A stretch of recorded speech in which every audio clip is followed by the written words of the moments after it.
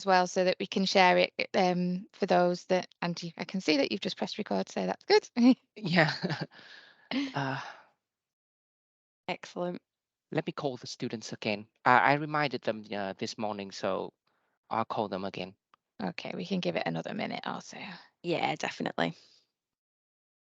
This is going to be a very, very random question, Abby, that I Okay. have to ask you. You know, the banners that you have that when we do open days and things like that, what do they say on them? That's So we have one banner and it says career advice for life. thought you were still using that one. Yeah. No problem. I won't. I'm looking for a banner to use at an event next week to promote the careers course, and it's a very, very last minute request to go to a different university to Okay. attend an event there. So I can't go with something that kind of advertising loads of our different courses. It has Yeah. to literally just advertise a careers course, or they'll never let me back. So I'm just trying to figure out how I can have a stand that promotes the MA career development that doesn't also really annoy the other universities that I'm Yeah. at. So I Yeah, we've did not think got that, anything that says kind of yeah, career advice or anything like that on it. It's yeah, just career advice for life. That's literally all it says. yeah. And it It's is the a one with the massive green, banner. yeah, it's the one with the green employable me thing on it, isn't it? Yeah. Yeah, I thought you were still using that one. I was kind of just hoping, because we have all the subject areas, and I was like, if there's one that just says careers, then I could maybe use that, but no, that's fine. I have some other ideas, but Okay. I will it's next Wednesday as well, so it's like super, super Yeah, last really, minute. really soon. And my Uh, marketing team love it when I give them last minute requests. I also have a LinkedIn that I might have some questions for you, Abby. Okay, that's fine. Like That's it. I use like LinkedIn like every day. Excellent. That's better than me then. I know. I always think I need to be better at it. I need to be better. I can see that we've got people coming in and out, so and that does tend to happen at these sessions. So if we make a start, so that Yeah. we're not, because I know how busy you are, so that we're not taking up too much of your time. So I will let you introduce yourself properly. But welcome to everybody who's joining this session, and I know we're recording it. So for those of you that are looking back and this session later on. My name's Jodie and I'm the International Director for the School of Education and Professional Development, and I'm joined by my colleague Nam, who you will all be very familiar with, as he's the one that's been promoting these events for us. And we have Abby, who works in our Careers Employability Service, so I will let Abby introduce herself and let you know what this session is going to involve. So over to you, Abby. Thank you. Okay, so let me share my screen and I will pull up the slides that I'm going to go over today. And then I shall introduce myself. So my name's Abby and I am the careers consultant linked to the School of Education and Professional Development. And I work for the Careers and Employability Service here at the university. So we can support with a range of things right from first year all the way through for the rest of your life, because we offer career advice for life for graduates of the university. There will be a link on the slides, which will give you access to our website, so you can see kind of the resources and things that we've got available for you on there. So today we're going to talk about LinkedIn and networking and why that's important and how you can kind of make the most out of those opportunities.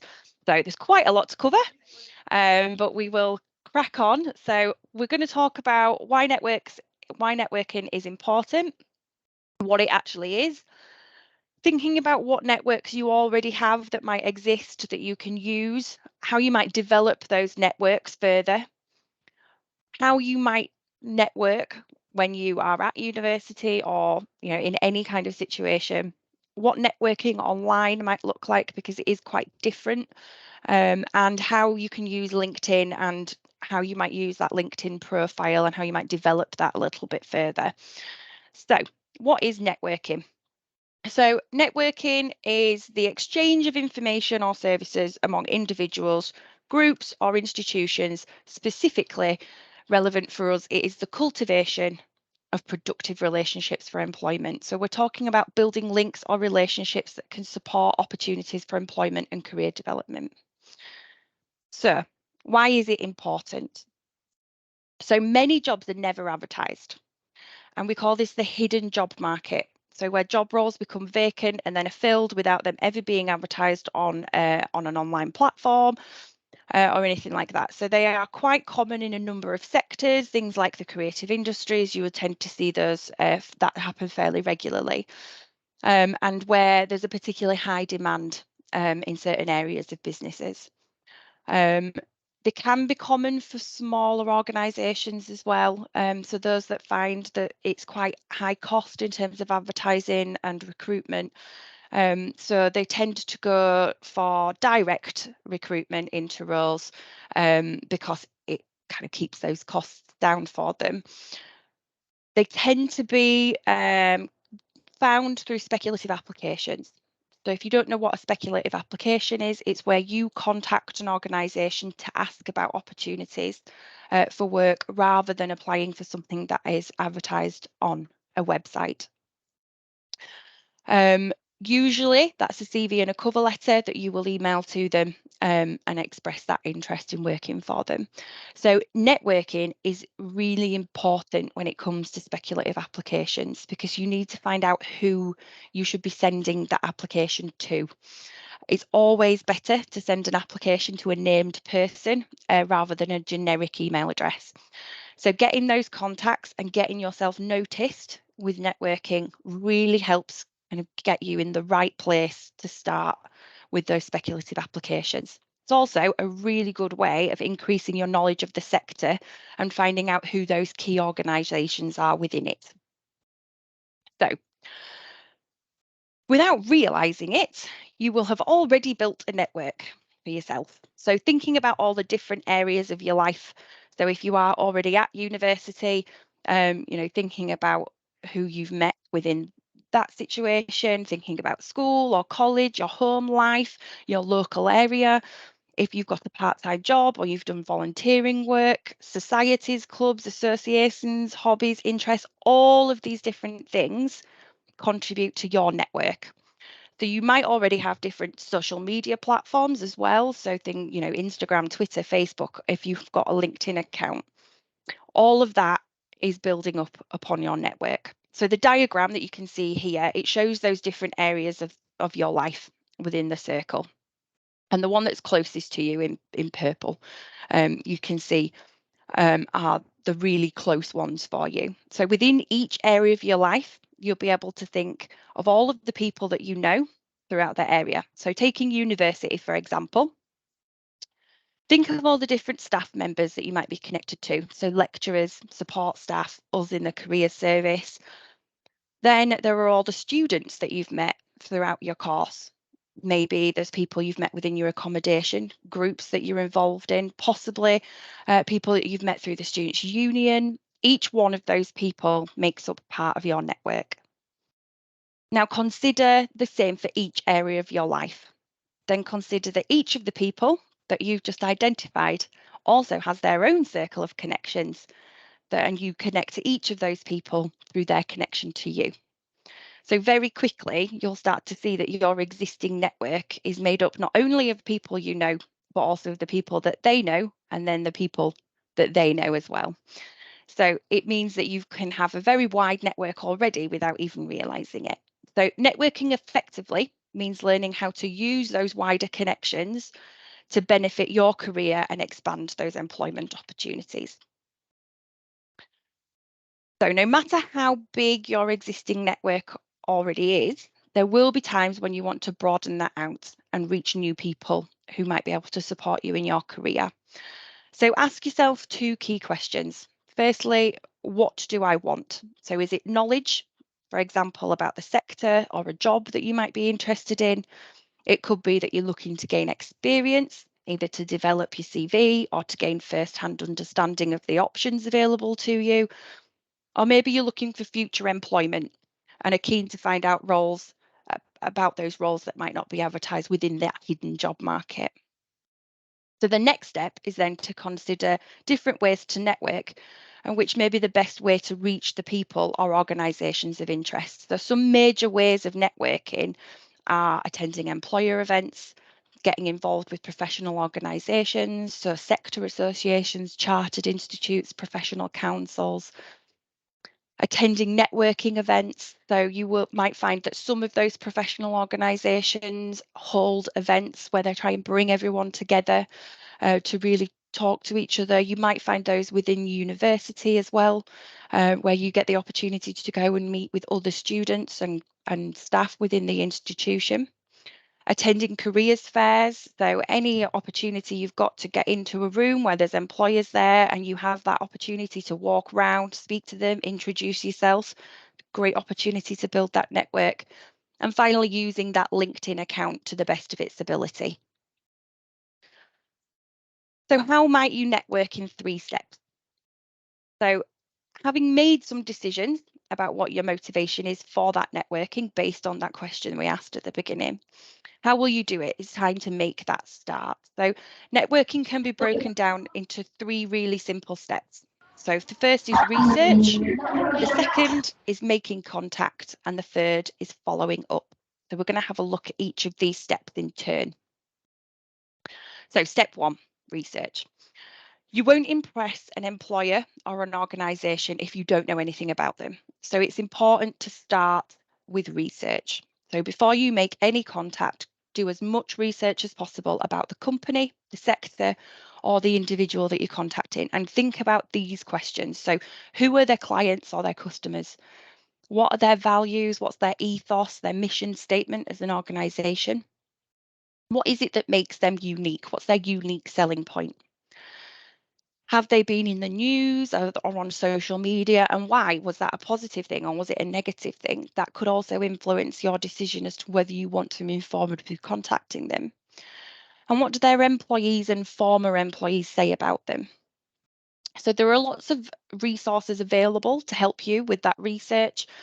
And you might want to think about using the Career Service website here at the university, our resource hub, which is available through our website. LinkedIn, you can find a lot of different people through there, and also companies have their own pages through LinkedIn where you can see what it is that they're kind of shouting about as an organisation. The company's website directly tends to have a lot of information. Usually there's an About Us section on there where they talk about that mission, their values, and what their aim is as a company. The professional organisations that might be linked to the sector of interest as professional bodies within their industry journals can also be really helpful for you in terms of doing that research to really scope out the sector and what's happening within it. If you've never heard of the Student Room or Glassdoor, they're excellent to get to know. So you can find reviews on those websites from current employees and former employees. Glassdoor also has an excellent interview section on there where you can go in and people will have put up their experiences of interviewing with that company. Sometimes they even put in the questions that they've been asked in that interview. Sorry. So it's a really great website to get onto if you are doing some preparation for contacting people, but also for interview preparation as well. And then finally, social media platforms. So if companies are working on something really exciting, they tend to shout about it on their social media. So finding them through all of the different socials will really help you have an understanding of what things they're working on at the moment that you might want to think about. So step 2, making contact. So this is the next step. You want to get in touch with that organisation, the company or the employer that you're trying to target. There are a number of ways to do it, and we'll look at each one in turn. So let's start with sending that CV and cover letter as a speculative application. It's important to acknowledge at the start that many speculative applications will not get a response. Okay, if that happens, don't get discouraged. The employers probably get hundreds of CVs and they tend to be very busy. So it's important that you make your application stand out from the crowd. So you can increase your chances by remembering 4 points. Firstly, be clear about why it is that you are writing to them. Outline what you want and why you are the perfect person for their organisation. This also means tailoring your application specifically to the organisation and the role that you're interested in. So there isn't really much point in sending copies of your CV out to lots of different companies because it shows that you're not really interested if you've not put in the effort to really tailor that. So you need to really show that interest and research by tailoring all of your application before you send them out to the organisation. Secondly, always address your speculative application to a named person. Okay, if you don't have the contact details for the appropriate person, pick up the phone, give the organisation a call and ask them who that person is that's best to contact. People rarely pick up the phone anymore, and it's much harder to avoid a phone call than it is to avoid an email. So, finally, remember that you want to follow up those speculative applications. Okay, so again, pick up that phone, give them a ring, make sure that they've received it, and see if you can actually speak to someone on the phone with that follow-up about those opportunities that might be available for you. When you're thinking about an introductory phone call or an email, plan what you're going to say. So make sure that you're being clear about why you're contacting them and identify what you have to offer to them. So reiterating exactly what you've put in that CV or cover letter. Remember to ask if it's a good time to speak and to keep it short and concise. You don't want to take up too much of their time. And don't forget to agree how it is that you're going to follow up with them. So are you going to send over the CV or are you arranging an informal meeting with them? If you're planning to develop those networks in person, for example, if you are going to a careers fair or another event, make sure that you've prepared your introduction in advance. So we call that an elevator pitch, and we'll go through that in more detail in a moment. Consider taking a CV with you as it can act as a prompt for your conversation, and then you can also leave it with them so that they can look through that in their own time after the event. Make sure you've prepared some questions for them in advance. So again, doing this research on the organisation beforehand means that you have had an opportunity to think about those questions you might ask.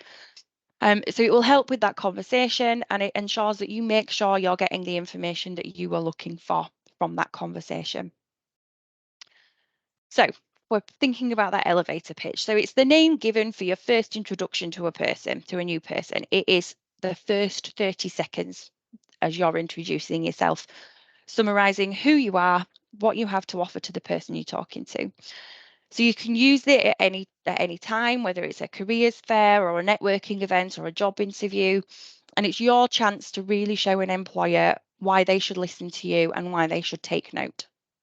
So having it prepared makes it a lot easier to approach people and make sure that you get those key points across. It should include the answers to a few key questions. So who are you? You want to start with your name and a brief outline. So for example, it might be, I'm a final year, early years student at the University of Huddersfield. Then what is it that you have to offer? So it's one key piece of relevant information that you want them to know, and it should be tailored to the person that you're speaking to. So for example, maybe your course of study is particularly relevant to the sector or the organisation, or you've got excellent work experience or relevant skills from either placement or a part-time job or a university society. Mention that within that second part of your elevator pitch. And finally, what is it that you are looking for? So this is your chance to find out about opportunities that are relevant to you. And it might be that you want to ask questions about internships, graduate roles, part-time jobs, volunteering. What information is it that you want to know from them? Step 3. So follow up. This is really, really important. So once you've made contact with a new connection, the next step is to follow that up. So firstly, you want to keep track of contacts you've made and what was discussed. So it's really going to help you later on when you're trying to utilize those networks. So only contact them when you need to, and that means that they'll take a notice of your contact more. If they've asked you to do anything following that initial connection, such as sending a CV or giving them a call or arranging a meeting, make sure that you do that and don't wait too long because you want them to still remember you from that initial contact. So you might also then want to consider adding them to LinkedIn, and you can include a line on the connection request to identify how you met them. That's really important. So networking online. As well as networking in person, networking online is equally as important and more common nowadays. It allows you to expand your network potentially globally, which is really, really important potentially if you want to go and work in organisations in other countries, and you really want to kind of broaden that network out. So have you Googled yourself ever or recently? It's worth giving it a go and seeing what comes up. It's now standard practice for employers to look up anyone who might be applying to their organisation. So if you Google yourself, are you happy with what a future employer might see if they do that? So the first step in networking online is realizing that your online persona is just as important as your offline one. So consider what can be seen when people find you online. It's not just about what you say or post, but also what other people post about you. So anything that comes up connected to you impacts on how you might be viewed. So think about photos, comments, likes, groups that you're involved in. What do those things say about you? You can use your privacy settings on most platforms to control who can view you, and who can see what you've shared, commented on, and that kind of stuff. So make sure that you're aware of what those look like. So you might decide that you want to keep one social media platform for professional networking and another one for social networking. So it's really important to make sure that you keep those things separate if that's what you decide to do. So it's best to assume that everything that you put on social media can be seen by everyone. So really being proactive and building that online profile can really help you to reach organisations and employers of interest, and employers are increasingly using social media to engage with potential applicants. So it's worth getting your online profile right. Which brings us to LinkedIn. So it is by far the biggest professional online networking site, and it is growing all the time. So they're getting approximately 2 new users every second. It's used in over 200 countries. It's available in many, many different languages. And it is just an excellent resource. If you do want to have one platform that you use solely for professional networking, this is probably the one you want to go with, because that is the point of LinkedIn. It is a professional networking site. So start off when you're building that network on LinkedIn with people that you already know. So think about your friends, your family, your peers, tutors, colleagues that you've got from now, but also from the past as well. So jobs that you might have had before or people that you went to school with. You can connect with all of those people on LinkedIn. An easy way to create a professional online presence for yourself is having one of these profiles, and most employers prefer LinkedIn for finding candidates and applicants than any other social networking site. So it's a really great research tool. You can see the career paths that other people have taken on there, which really helps when you're looking at ideal job roles. You can research individual companies, you can find out who's working there. There's over 2 million company pages on LinkedIn. So there is a whole massive range of places that you can find information on. You want to make sure that you're being really proactive. So joining groups that are relevant to your professional interests and contributing to those, starting discussions, answering questions. This can all be a really great way of building your network, getting yourself noticed, so that you can, start building those connections. As with all types of networking, it is not about asking for a job. It's about developing and nurturing those mutually beneficial relationships and developing your reputation. So this is a long game. It is not a quick fix to finding a job. So if you are thinking about LinkedIn and you're wanting to develop that profile, there's several different components that you need to complete when you're thinking about it. So a suitable professional photo, a professional headline and summary, a list of your work experiences, your education history, and some information on your skills and your accomplishments. So we're going to go through those different sections. So with the profile picture, this is probably different to what you might be used to on social networking, where you might need to make sure that this profile picture is professional. So it needs to look like you. It needs to make sure it's high resolution. You want your face to be taking up 60% of the frame. You may want to try and be the only person in the picture. Make sure that you get someone else to take it for you. So try and avoid using a selfie if possible. Think about the expression that you've got on your face. Think about avoiding those really distracting backgrounds. So plain backgrounds are really good for this. Think about what it is that you're wearing. So like we said, this is a professional network and a professional photo. So think about what is it that you would wear to work and then wear that for your photo. Natural lighting is really good, and think about filters that you might use wisely. So there are 6 options for filters for photos on LinkedIn. All of those are professional level because that is the point of LinkedIn, but try not to be putting a photo up there with a Snapchat filter, because that's really not gonna help with your professional image. So then we move on to the headline and summary. So it wants to be really short and informative with that headline. So this is like your slogan, your tagline. So have a look at the profiles of other students and alumni that you admire, that are in roles that you might be interested in, and use that for inspiration when you're writing your own. Your summary is very much the same as the elevator pitch that we talked about. So keep it short and keep it concise. So if you think about the personal profile section that you might have on your CV, what makes you unique and what are your goals? Those are the kind of things that you want to have within that summary. So those key skills, outlining those professional goals, and summarising and framing your education and experience. Really, 3 sentences should be plenty within that summary section. So if we think about then profile content, so basically, just like a traditional CV, you need to enter your work experience and your education history. Start with the most recent and work your way backwards. You can include any experience that you've had in that experience section. So it doesn't just have to be paid work. So think about any voluntary roles you've undertaken, internships you might have had, if there's competitions you've done, projects that you've worked on, all of that can go within that experience section. And make sure that you give some details. So just like you would on a CV, you want to really try and sell that experience on LinkedIn.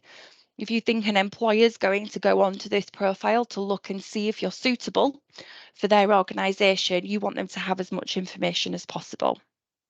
So really show off that education and the projects and modules that you might have done. What was your final project on if you finished, if you're at the end of your degree? Think about adding that information in there. Have you had any awards, scholarships? You can put your grades in there if they're particularly impressive. The great thing about LinkedIn is that sometimes you can actually include more information than you would on a CV because you're not trying to limit it to a certain page amount. The skills and endorsements section is one of the sections that people will overlook when creating that profile, but actually a really strong section here can make your profile 13 times more likely to get viewed. So you want to make sure you're not just selecting as many skills as possible, but again, thinking about tailoring this to what it is that you're interested in. So think about the job role or sectors that you're interested in and what it is that you want to work in. So remembering that your LinkedIn profile should be treated as if it's a traditional CV. So the more tailored it is, the more likely you are to be seen as a good fit from a potential employer. The accomplishments section provides you with another opportunity to really showcase your achievements, so that will really help you stand out to employers. You can add in examples of work, extracurricular activities, different languages that you speak. And if you're looking for roles in creative fields, then you can add examples of your kind of work within that area. And it means that employers can really gauge your style and your skill level straight away. So, profile settings. I will be quick and get through the rest of this really quickly because I know that we're at the end of time. But first of all, you could potentially create a unique and simplified URL on LinkedIn. It can aid the search if an employer is trying to look for you. And then also thinking about those profile settings. So you can check where you're signed in and make sure you signed out of sessions on public computers. Under the privacy settings, you can decide what your profile viewing options are. So remember, if you choose to be anonymous, the people won't be able to see that you viewed their profile, but you also won't be able to see who's viewed your profile. So it's worth thinking about whether that's a good trade-off for you. You can also decide how your data is shared, and under the communication section, you can let them know if you want to receive job notifications or group updates, and change the frequency of when those come to you. So LinkedIn has a wide range of functions that can be really useful. So some of the ways you might use LinkedIn are for that identifying and researching, applying for job vacancies, and also for that networking. So LinkedIn has its very own job section on the website, which is incredibly useful for you finding opportunities that you want to apply for. So identifying and researching companies. When you're doing this, you can search by company name, by the sector, or by a location. And on the company page, you can then see a lot more information about them, how many employees they've got who have a LinkedIn account, and how you might be connected to them. And also a lot more information on the organisation itself and current vacancies that they're advertising. So as we've already said, that research is really, really key, really important for effective networking. So LinkedIn provides you with endless opportunities to carry out research into sectors and into individuals that you're interested in at the click of a button. So if you're wanting to use that job searching part on LinkedIn, when you click on the jobs tab that you can see at the top on the slide here, you can filter that search based on a lot of different factors. So how long the role's been advertised, the type of job, the industry, the experience level they're looking for, the location that you're interested in. So it's a fantastic part of the site to use is that job searching function. Some companies will only advertise roles through LinkedIn. So it's really worth knowing about it and getting to grips with it. It's also really important to make sure that your profile is as strong as you want it to be before you start applying for roles through LinkedIn. Because with the nature of the fact that you are applying to LinkedIn, there is a much higher chance that that organisation is then going to have a look at your profile. So you do need to make sure that your profile is as strong as possible at that point in time. So LinkedIn can be a really useful tool for increasing that existing network that you've already got. So using LinkedIn to connect with other people on your course, people in societies that you're a part of, is really great. So as well as current students, you can also use LinkedIn to collect with alumni, so graduates of the university, and experts in sectors that you might be interested in. So you can build that professional network across a community of, for example, with Huddersfield, over 15,000 alumni in over 130 countries are in our alumni page on LinkedIn. So you can look at the career paths of those alumni. What is it they studied? Or if you want to find people who've done the same course as you can see, what path they've then taken. Research job opportunities at companies where those alumni work and ask for an insider's perspective. So a lot of alumni are really keen to support current students. So, getting involved within that network can be really fruitful if you are looking for work. You can keep updated on the career opportunities, news and events at the University of Huddersfield within there as well. So it's the University of Huddersfield Alumni Society on LinkedIn if you want to have a look at it. So that is a very whistle-stop tour of LinkedIn and networking. And I apologise that I've gone over time there, but we've covered kind of what networking is and why it's important, thinking about your existing networks and developing those, how you're going to networking online, and how to use LinkedIn.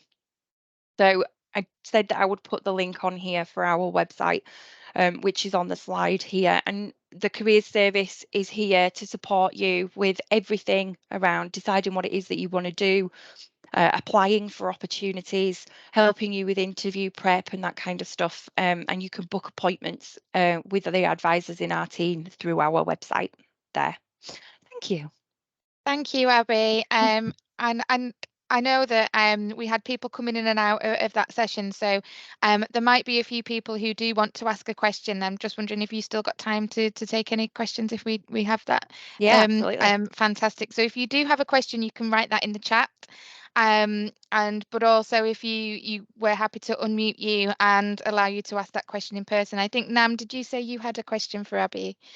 Yeah, I just want to ask whether you can send me the PowerPoint so that I can forward it to the students or not. Absolutely, of course I can. Yeah. I would just give a second or two in case anybody has a question. And I think it's one thing I would just like to point, because I know we've got a mixture of applicants and current students, and some people might be thinking in terms of career support, that it's, as they're applicants, they're not even here yet, that it might be too early for them to be thinking about it. But I think probably, Abby, you would agree with me that actually it's not too early. And one of a mistake, and a mistake is a bit of a grand word, but a mistake that sometimes students do is they leave it right till the end of their course to access support when actually, now right at the start of your course or even before you started is time to be really thinking about some of these things, because you can really plan your time at Absolutely. university. Yeah. Definitely. As much experience as you can get throughout your time at uni will massively help when you come to apply for jobs at the end of your time here. So anything you can get involved in, and come and see us for support right at the beginning. We can also help support with finding and applying for part-time jobs, and volunteering opportunities and internships and anything like that you might even want to start thinking about from year one, and building that up. So really come see us, get a CV checked, find out about the job shop that we advertise local part-time job opportunities in Huddersfield.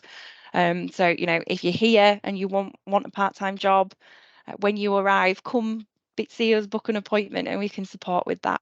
That's brilliant, because that was going to be my next point, because at our session yesterday we did have a few people ask about working while they were studying, and we highlighted the job shop as a resource that students should use, and we also highlighted the fact that often there are job vacancies within the university as well, and opportunities to work within the university, and particularly being an education subject, that opportunity to work with people and work with students, so as student ambassadors or helping out at events, can be really beneficial to your CV as well. So I'm really pleased you mentioned that, because that was going to be the next thing that I talked about. So we don't seem to have anybody asking any questions in the chat. So I would just like to say a big thank you, Abby. I thought it was really useful information for everybody. For me, there's a couple of things that I'm going to go away and go, oh, my LinkedIn's not quite right as it should be. So a big thank you to Abby, and thank you again for Nam for the organisation of this event. It has been recorded, so it will be shared, so students can access this and applicants can access this at a later date. If there's something you wanted to go back and have a look at, you're more than welcome to do that. So thank you very much. I will let you get off now, Abby, because I know you're super, super busy. So thank you again, and thank you everybody else for attending today. Thanks so much. Bye, See you guys. later. Bye. Bye.